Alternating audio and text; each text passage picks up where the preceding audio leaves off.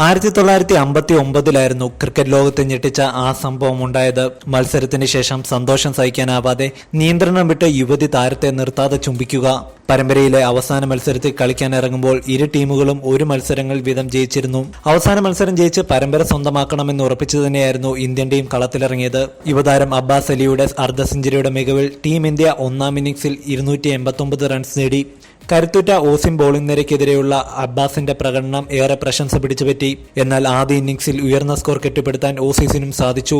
387 നിൽക്കെ innings declare ചെയ്ത് അവർ ഇന്ത്യയെ രണ്ടാം ഇന്നിംഗ്സിന് അയച്ചു.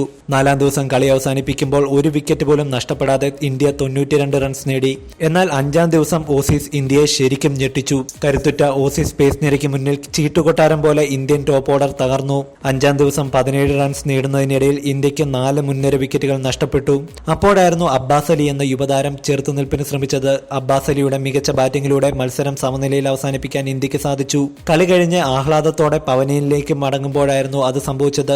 സന്തോഷം സഹിക്കാൻ സാധിക്കാതെ 20 വയസ്സ് പ്രായം വരുന്ന യുവതി അബ്ബാസിനെ ചുംബിച്ചത്. ഒന്നിൽ നിർത്താതെ യുവതി വീണ്ടും ചുംബിച്ചു. കമന്റേറ്റർ ഓരോ ചുംബനവും എണ്ണി. ക്രിക്കറ്റ് നെഞ്ചിലേറ്റിയ ഇന്ത്യൻ ജനത എന്താ സംഭവിക്കുന്നത് എന്നറിയാതെ റേഡിയോയിലൂടെ അത് കേട്ടിരുന്നു.